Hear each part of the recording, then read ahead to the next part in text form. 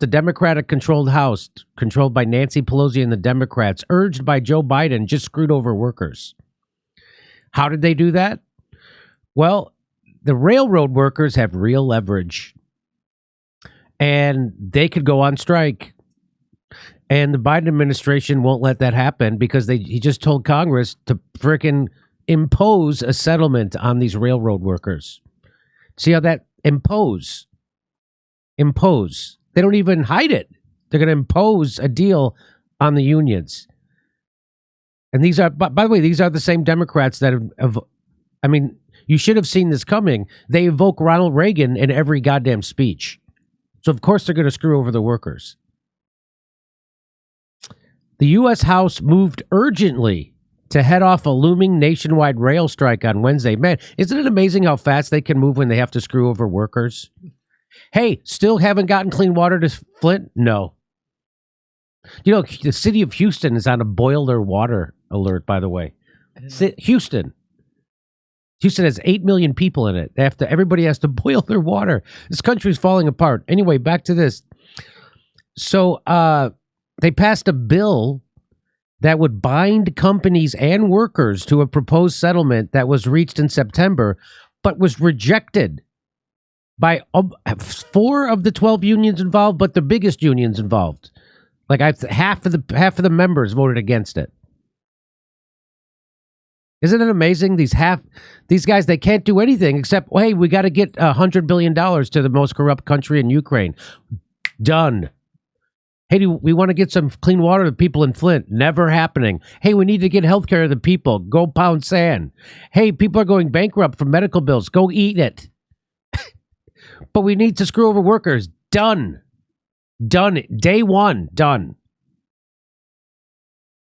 The measure passed by a vote of 290 to 137 and now heads to the Senate. If approved there, it will be quickly signed by President Joe Biden, who requested the action. You can call Joe Biden sleepy and senile all you want, but look how fast he could move to screw over workers when he has to. Am I right? He might have a brain with more holes in it than a Swiss cheese. But when it comes to screwing over workers, Joe Biden is on it. Good thing you guys just voted blue, huh? Good thing you guys voted blue for the Dem. Now do you understand why people? So when the Democrats, so this is what Mark Ruffalo said, that Democrats are enabling fascism. First of all, Democrats are fascist. This proves it. They're coming together, the government and corporations, to screw people, the workers. This is called fascism. And the way this enables them to vote Republican, which is what he meant. The reason why now do you see why workers were willing to take a chance on a game show host with a raccoon for a haircut? Now do you understand that? Now do you understand why people are willing to vote for right-wingers or anybody? Now do you understand why? Because there's nobody who represents the unions. The Democrats screw them, the Republicans screw them. That's why. So they're willing to take a chance on a game show host. And Joe Biden gonna quickly sign it. And this is CNN, by the way, they're hailing this as a largely bipartisan bill. Because that's what that says. That's largely bipartisan bill. Or as George, when something bipartisan happens, George Carlin put it well. He said, the word bipartisan usually means there's some larger than usual deception is being carried out. And so that's what this is. They're acting like they're saving the economy and they're helping workers. They're screwing workers. Mm-hmm. Biden on Monday asked Congress to intervene and avert a rail stoppage that could strike a devastating blow to the nation's fragile economy by disrupting the transportation of fuel, food, and other critical goods. Business groups, including the U.S. Chamber of Commerce and the American Farm Bureau Federation, warned that halting rail service would cause a $2 billion per day hit on our economy.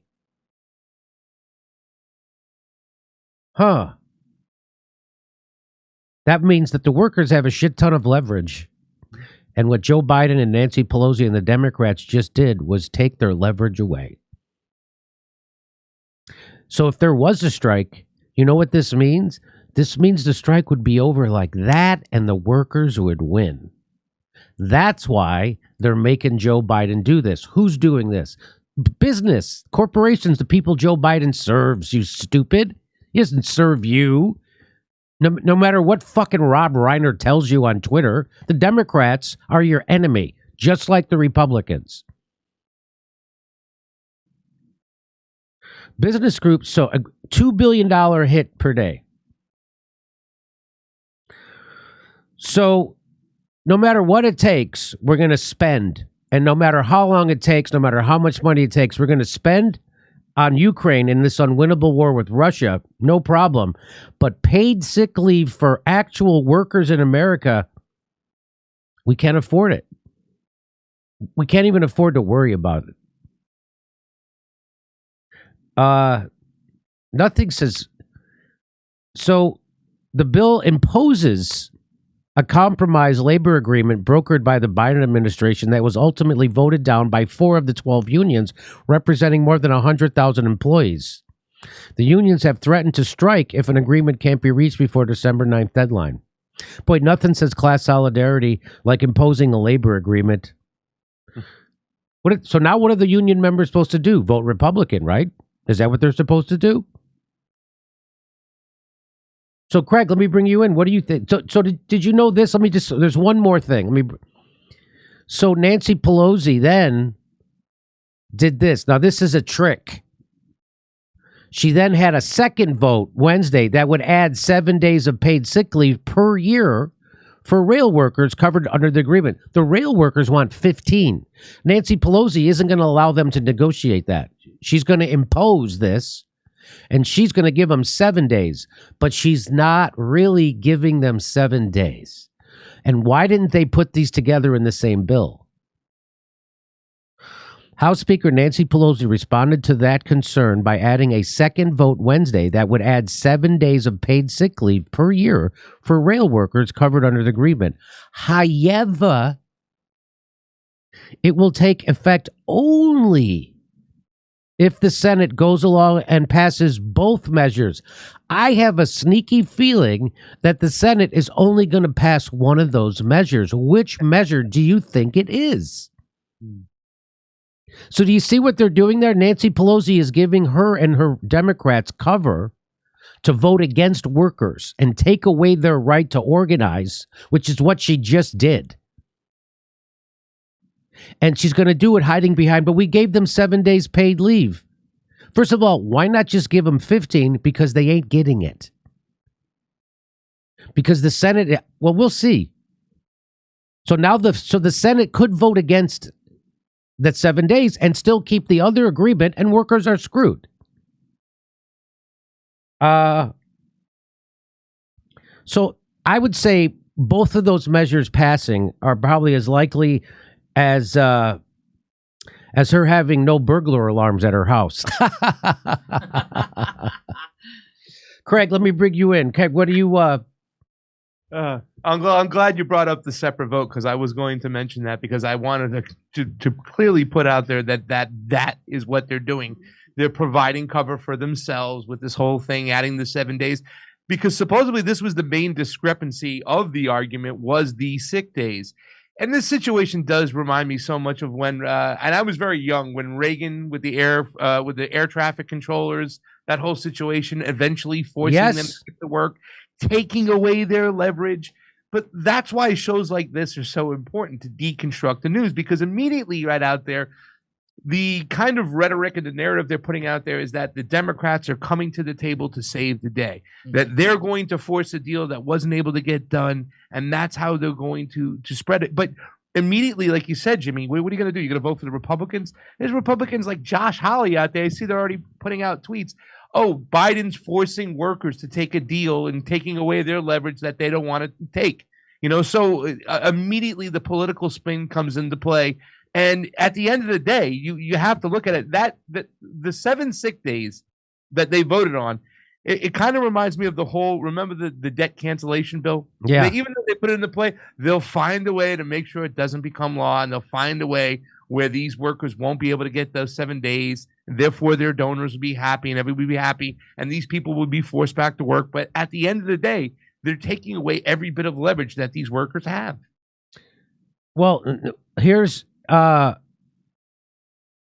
Marco Rubio says. The railway and workers should go back and negotiate a deal that the workers, not just the union bosses, will accept. But if Congress is forced to do it, I will not vote to impose a deal that doesn't have the support of all the rail workers. That guy is sounding like what a Democrat is supposed to sound like. And the Democrats are there screwing the rail workers. And now you're letting a guy like Marco Rubio look like FDR. This is because of the corruption of the Democratic Party. Now, it doesn't mean that the Republican Party isn't just as corrupt, but this is why this is allowed to happen. He's allowed to out-left the Democratic Party because the Democratic Party is a right-wing fucking party that's anti-worker, pro-Wall Street, and pro-war. And you guys think you just saved democracy by voting for them. You just voted for the fucking fascists, the Democrats. This is... So, let me go back to... So, Nancy Pelosi... She comes up with yet another sneaky way to screw over workers. This is another trick to fuck over workers on her way out the door. She should write a memoir about the time she spent as a public servant. It would be called From Hell's Heart, I Stab at Thee. The call for more paid sick leave was a major sticking point in the talks. The railroads say that the unions have agreed in negotiations over the decades to forgo paid sick time in favor of higher wages and strong short-term disability benefits. You know, the railroads also reduced their workforce by about a third. Mm-hmm. So now these guys have to work crazy hours. They get 1 day off a month, stuff like that. That's how crazy it is for these workers. The unions maintain that railroads can easily afford to add paid sick time at this time, that they're getting record profits. One company made $1 billion just in the third quarter. Profit. And they won't give sick leaves to their workers. They're making insane profits. I have a quick question, Jimmy. Pete Buttigieg got how much time off for maternity leave exactly? Pete Buttigieg got 2 weeks off because him and his husband had a baby. Just 2 weeks? Oh no, I'm sorry, 2 months. Did he take 2 months? Is that what he took? And why do railroad workers need sick days?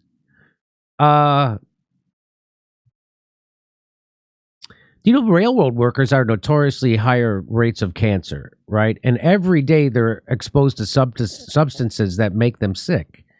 Asbestos, which is found in pipe insulation, electrical panels, and the lining of brake shoes. Silica dust, created from the silica sand used for traction on the tracks and from moving ballots. The granite gravel spread around the railroad bed.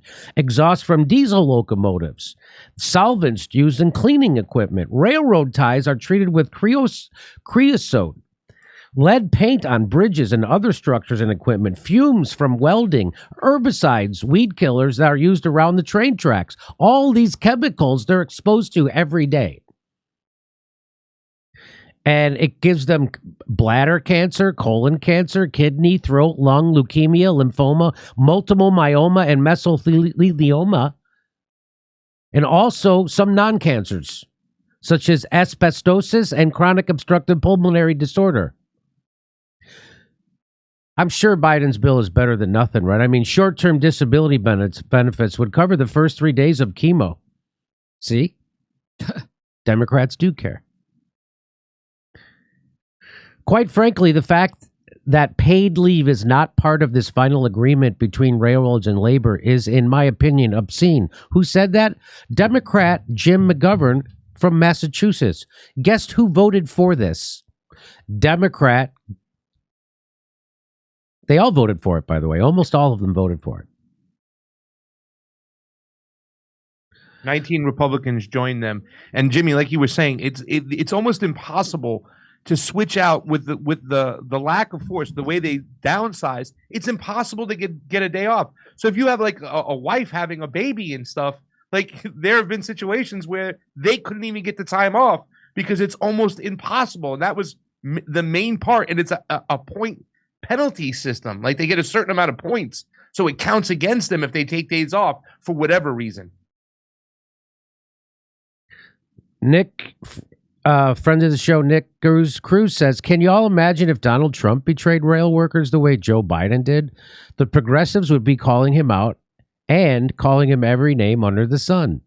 But under Biden, they're afraid to publicly say his name. This is the partisan bullshit that makes my skin crawl. Mm. Yes, they are. They are afraid. Bernie and the squad only calling out the rail bosses as if Biden has nothing to do with the current situation. Then in 2024, they will gaslight you about Biden and the Democrats, claiming voting for them will lead to progress. How are you all not tired of this effing game? You want to hear from a rail worker? Here's what a rail worker has to say. Well, unfortunately, the most labor-friendly president, quote unquote, we've ever had, basically has opted to side with the Class 1 carriers, Class 1 rail carriers, because he had the opportunity, and he's had that opportunity since this whole debacle began, to basically urge, coax, cajole, and otherwise badger and bully the rail carriers into meeting what are very, very modest demands of rank-and-file railroad workers. And in his latest request here to Congress to legislate us basically back to work before we even had a chance to strike, under the terms and conditions of the tentative agreement, which is not very popular with the rank and file. We have unions that represent 55% of rail labor have voted this contract down. And so we could have seen Biden actually opt for telling Congress he would like to see Congress pass legislation that mediates an end to the conflict, under which more favorable terms to the workers, which is to say a handful of sick days. And that's what this has come down to. Railroad workers traditionally have had no sick time. And now with the very, very harsh attendance policies that we're faced with, railroad workers get very, very little time off work. And it has come to a crunch point. We're seeing workers leaving the industry in droves, in numbers never, ever believed possible. People with 15 and 20 years seniority are leaving the industry. And there's a crisis out there. And I don't believe the Biden administration quite understands the depth of this crisis. Since I entered the industry more than a quarter century ago, I have watched as the rail industry has made record profits. The operating ratio when I hired in, I believe, was somewhere in the mid-80s. It dropped into the 70s, 60s. The rail industry is hell-bent on achieving a 0.50 operating ratio, and who knows where they might even want to go from there. Stock buybacks has reached record proportion. The dividends that have been paid out to stockholders are enormous. Warren Buffett, was, for one, who bought BNSF outright a decade ago, will state unequivocally that his investment has paid off to him way more than he even expected it to. The wealth that has been accumulated by these rail carriers over the last quarter century, while they have moved less freight than they did 16 years ago, shippers from practically every major shipping group that ships by rail is in a state of total discontent. They have complained vociferously to the Surface Transportation Board, demanding better service. The rail industry has gouged their customers. They've shed themselves of about a third of their employees in the last 6 years. And they've basically pissed off just about everybody in the country except for their stockholders. And now we come down to the wire in contract negotiations where literally what separates the parties is a handful of sick time that most workers actually have achieved decades and decades ago. But railroad workers have traditionally gone without.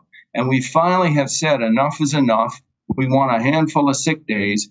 And yet the rail carriers see fit to dig in their heels these Fortune 500 companies who have made, like I say, record profits these last 25 years and refuse to give us anything. And unfortunately, the Biden administration is incapable of siding unequivocally with us as the most labor-friendly president ever.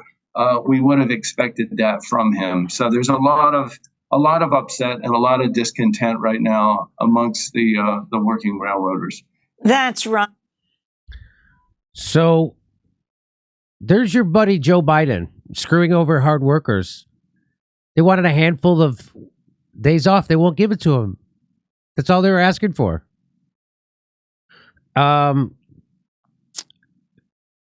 Here's who voted against it. Judy Chu. California. She's my representative in Pasadena. Mark DeSaunier from California. Jared Golden from Maine. Donald Norcross from New Jersey.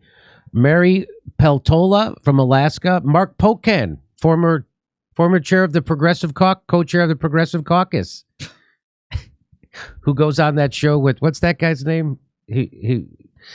Anyway, it doesn't matter. Rashid Tlaib and Norma Torres. So those are the people. Look at Rashid Tlaib voting against it. I wonder why. These people, well, she's from Michigan, so maybe that had something to do with it. I don't know, but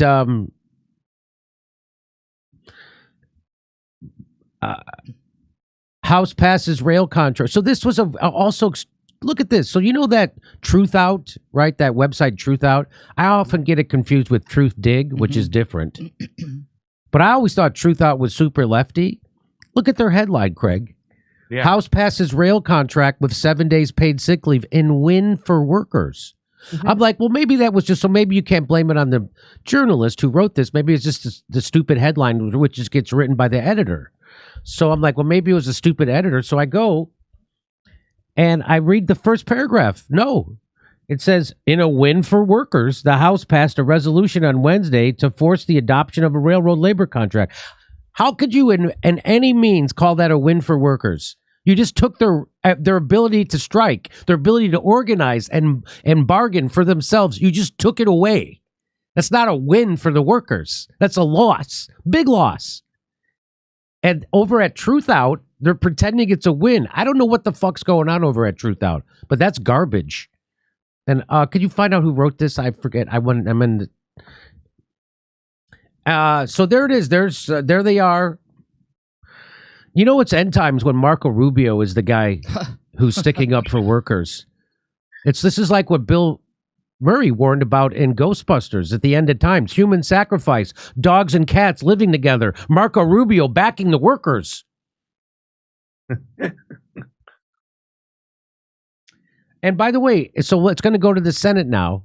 Do you know what the average what's the median wealth in the U.S. Senate, Craig? You want to take a guess? What's the median wealth? Right. I'm going to take a guess. I'm going to say the salary is probably about $180,000, but I'm going to say the wealth is about $4.5 million per representative. The median, meaning there's half of them have more wealth and half of them have less. $1.76 million. All right. The average pay for a male railroad worker, $62,000. That's ridiculous. The average pay for women is $42,000.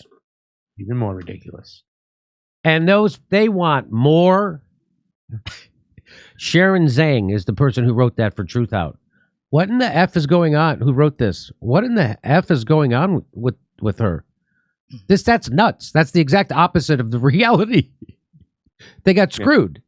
And later in this article, they even say, like about 12 paragraphs down, they say the unions are upset with it. How could that be your lead sentence if the unions are upset with it?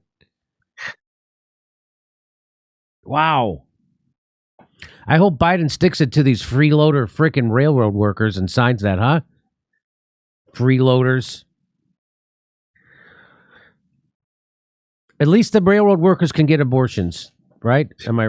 But they won't be able to afford the gas to get them to the clinic. Hey, we're doing live stand-up comedy in Los Angeles, December 9th, 16th, 23rd, and 30th. And we're going to be in Tempe, Milwaukee, Minneapolis, Nashville. Go to jimmydore.com for a link for all those tickets. See you there.